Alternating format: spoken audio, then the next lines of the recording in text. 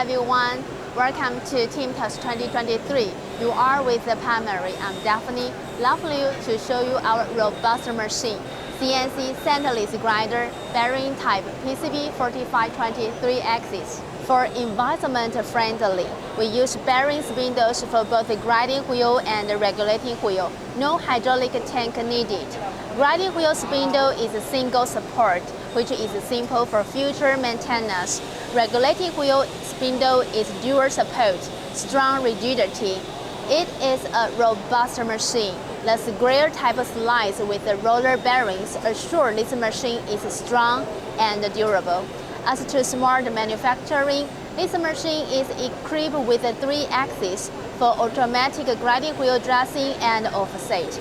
Also, we implement gantry type automation inside of the machine. Cycle time is able to be shorter accordingly. Palmary graph interface is intuitive and user-friendly.